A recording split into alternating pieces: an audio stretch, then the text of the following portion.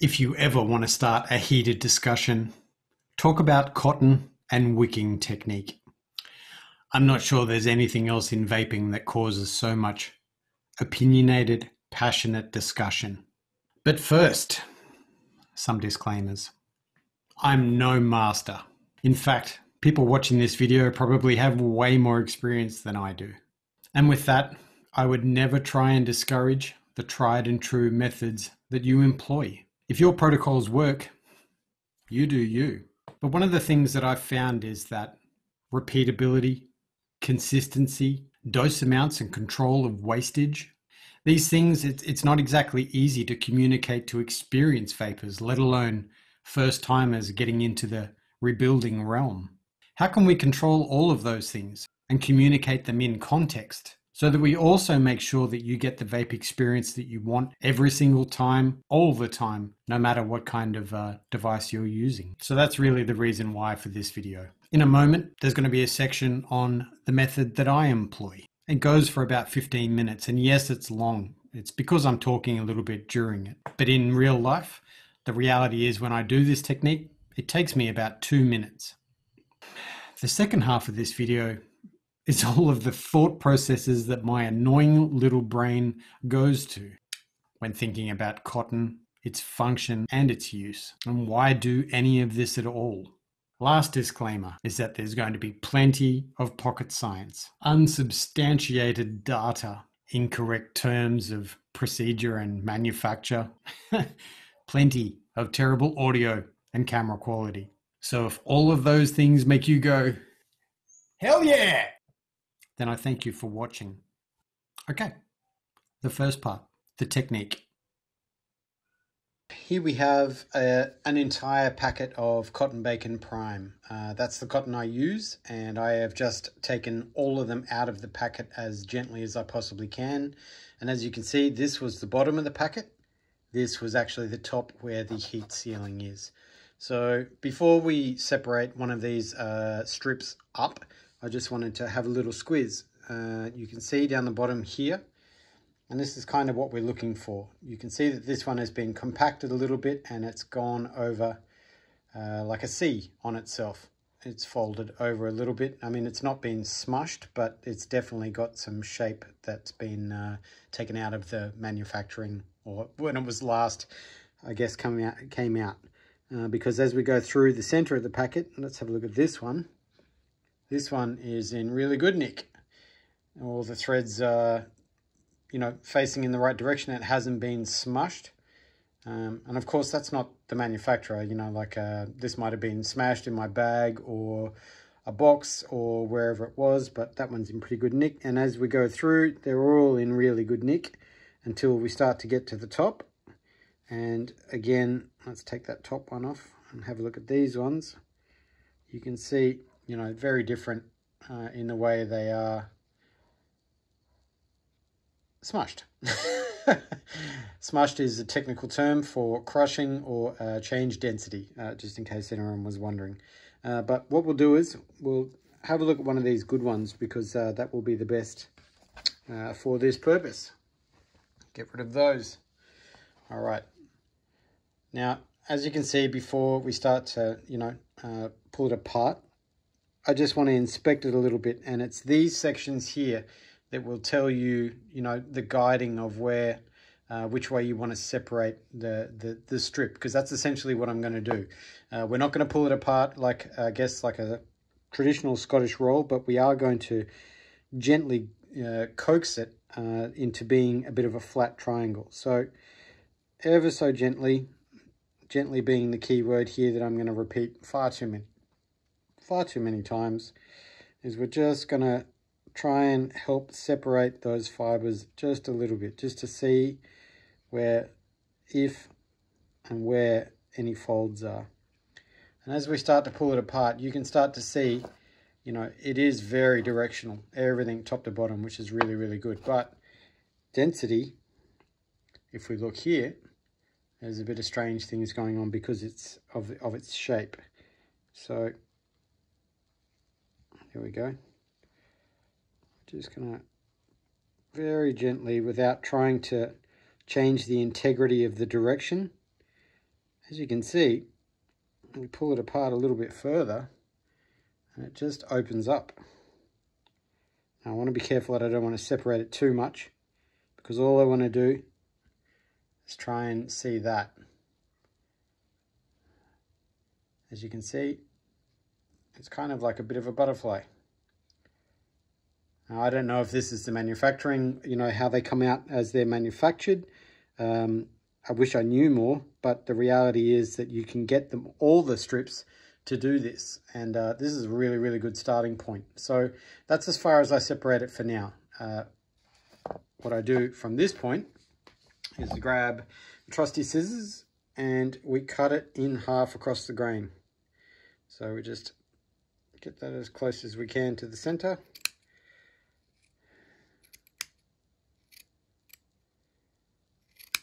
Sorry, I'm off shot here. And now we're left with the two halves. So just for the moment, let's concentrate on one. Just move that one out of the way. And we can just very gently start to separate even a little more all those threads. And see how I turned it over there? This side has that, shape and the more dense fibers on that side, but when you look at it from this side, it looked normal. So that's something that you should do, is I always turn it over and have a bit of a look, because we need to separate these sections too. So again, we don't want to go too far, but what we're trying to do is get some consistency across this entire half, because we are going to halve this. So now we can kind of eyeball it, I guess. And I hate that term, but it's okay for this moment. And we're going to very gently separate it into quarters. Don't worry about this section here for the moment, because we'll be able to fix that. So let's very, very quickly do the other one.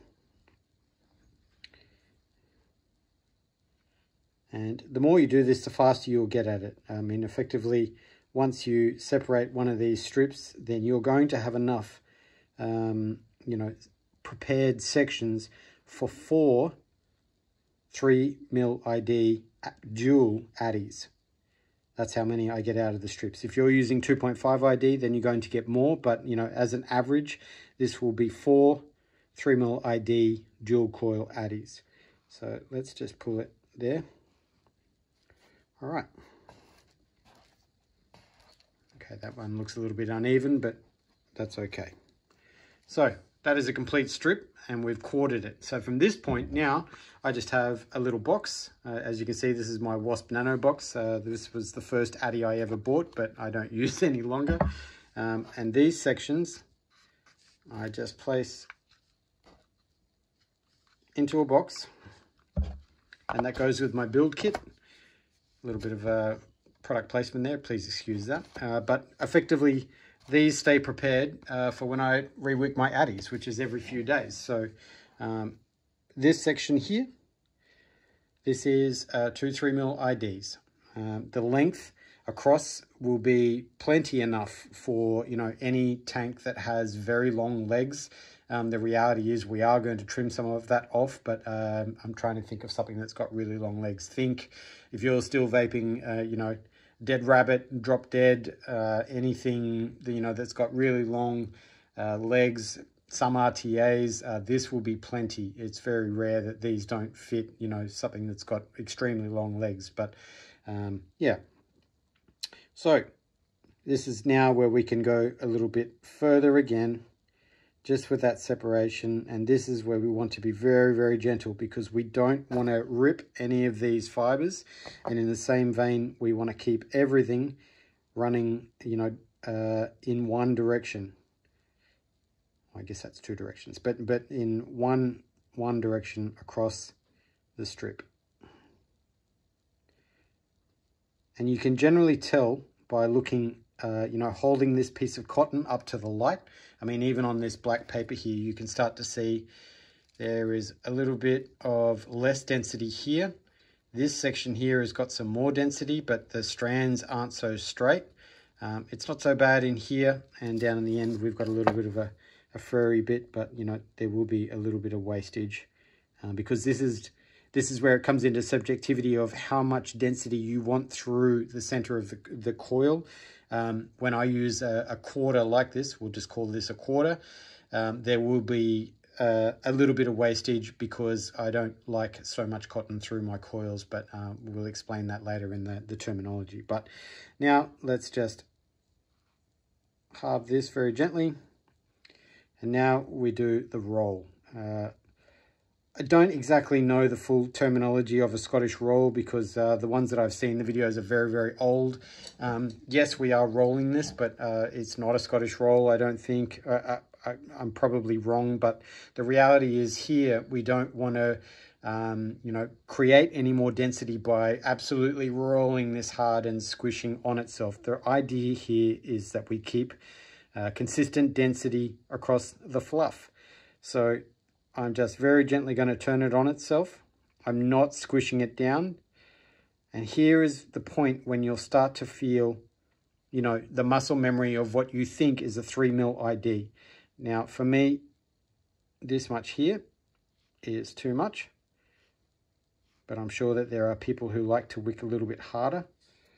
So, as a starting point, we can just fix that up at the end. There's one. I'm just going to separate this one a little bit more. Get rid of the flyaways because we're increasing density if any of that cotton gets in. Again, this is a case of trying to control the things we can control. So if we can get them as close as we possibly can, and you will be able to feel the consistency of, I guess, the core of this. That's still maybe just a little bit too much. But we're not squishing it down. All we're doing is laying those strands flat. So the reality is there now we have two very, very close in density wicks to 3mm ID, good length, strands in one direction. Yeah, that's it. And this is the wastage. That's literally it. Obviously, there will be a little bit more if you've got 2.5mm ID coils, but that's it. So, preparation to go into the addy. I just very gently squish one corner because we're going to cut this off after it's gone through the coil. So the idea is we're trying not to use too much. That's the preparation for a wick that I do. Let's just go back to one more thing before we stop. And one of those pieces that I pulled out, we can just have a little bit of a look at it through this. Now, I haven't separated any of this, but you can see this is a much better way to see where the fibers are in greater number and where the holes are. This is almost like holding it up to the, to a light source, but I just wanted to show you this because although it feels like it's doing the right thing, you can see, look at that. That's coming right away like a flat piece.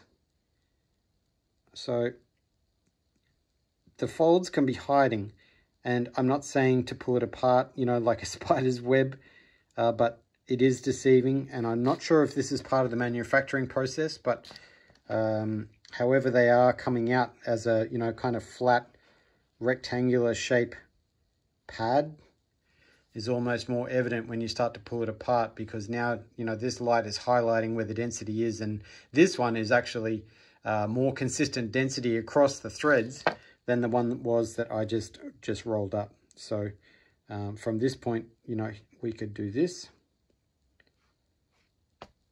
Cut that one in half. Do the roll again. And we get to that point where we feel is 3mm. I'm just going to get a little bit of those flyaways. I'm just effectively patting them down. There's one. And you can see how this one is separated away from the other side, but at this point we can correct it.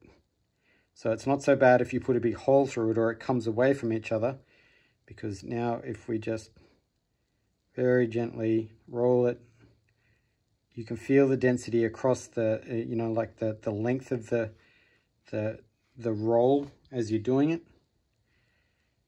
Maybe this one has just a little bit more than the other one, so just pulling off a little bit more.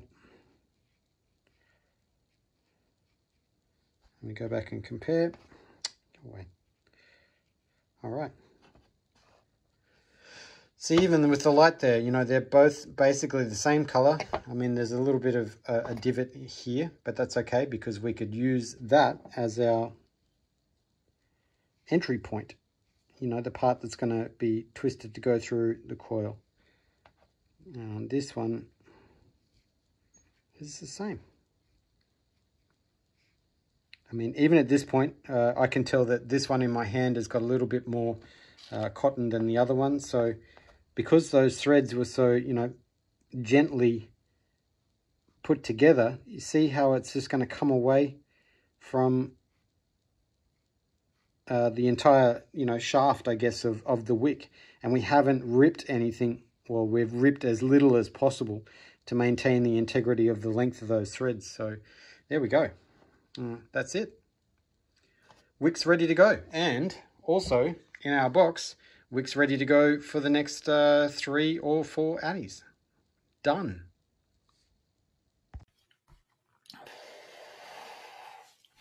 All right. Slight tangent.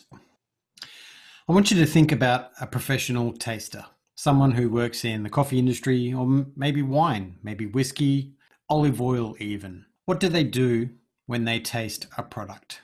It's called the slurp. They're bringing oxygen into their mouth that will effectively add oxygen to the product and spray the inside of their mouth. So they're covering all of their palate and their tongue. Aspiring. When you add oxygen to a product, you bump the flavor up. It allows you to then widen the window to pinpoint the certain nuances or flavor notes, volatile aromatics in that thing that you're trying to taste and trying to evaluate. But now let's think about what an atomizer does. Coils get heated and they vaporize e-liquid that's being fed to them via a carrier, which is the cotton. Then with the airflow that's being drawn into the atomizer via airflow ports or holes, that vaporized e-liquid mixes with oxygen. And sometimes it's a lot and sometimes it's a little. So it's kind of important how those coils are being fed e-liquid via the carrier, cotton. I want you to think about density, as I was talking about in that technique video. If you don't have even density of cotton going through the coils, in coffee we call that an erosion point. And an erosion point is where a liquid, in this case e-liquid, or think about water. Water is stupid and it wants to find the path of least resistance. E-liquid, even though it's thicker, kind of has those attributes as well. I want you to think about a wick that's been put through a coil and it has even density running throughout the strands. Where there's a little bit of air and a little bit of sponginess and some room to move during that cotton, the e-liquid is going to flow evenly. That capillary action of it being drawn to the heat is going to work well. When I'm tasting something, I'm looking for sweetness, acidity, the textural feeling I get from it, the primary, secondary, and tertiary flavors, the finish, and all of these things, its overall balance. Let's think now about some of that wick that is being twisted through the center of a coil with a technique where density is not a primary focus. And you've got choke points where the e-liquid is not being fed efficiently. And then the reality, maybe it's highlighting certain parts of those things, creating imbalance. An erosion point.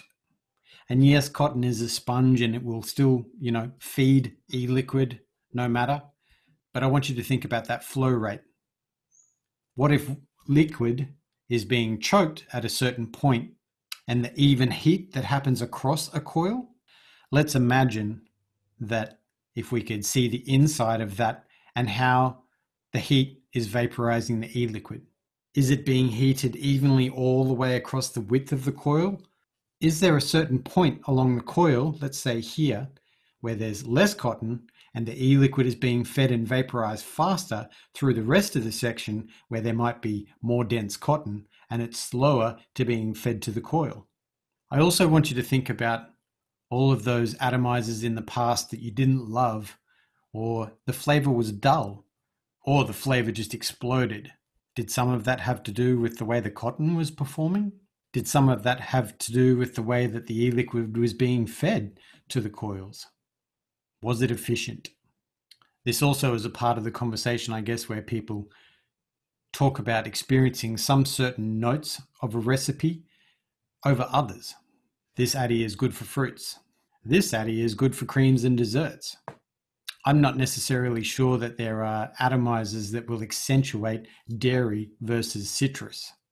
But again, that's pocket science. What's most important is that the cotton is efficient in feeding those coils an even amount of e-liquid across the entire width of the coil. This is kind of why I think about density as being the most important thing. And it's subjective on how much cotton you want through your coil and how you want it to perform, from a capillary point of view,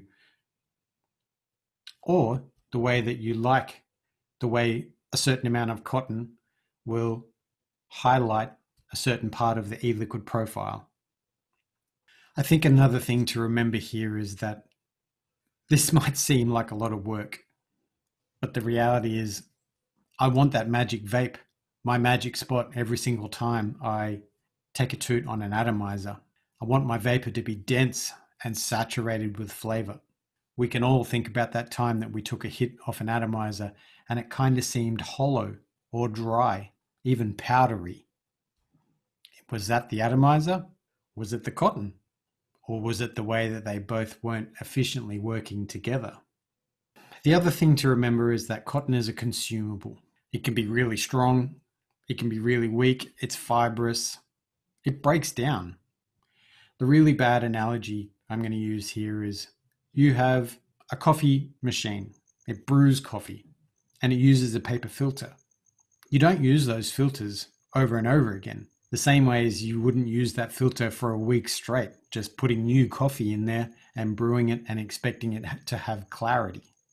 I know that's a bad analogy, but cotton is a little better wearing than a paper filter. But cotton and the clarity that it can have, it's kind of one of those things that I'm really looking for all the time. I want clarity of flavor, clean vapor, so to speak. This wicking technique has a lot of holes.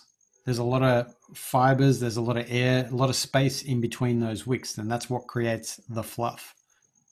The reality is that those coils also get very hot. Although there is heat-resistant cotton, at some point the cotton is going to break down.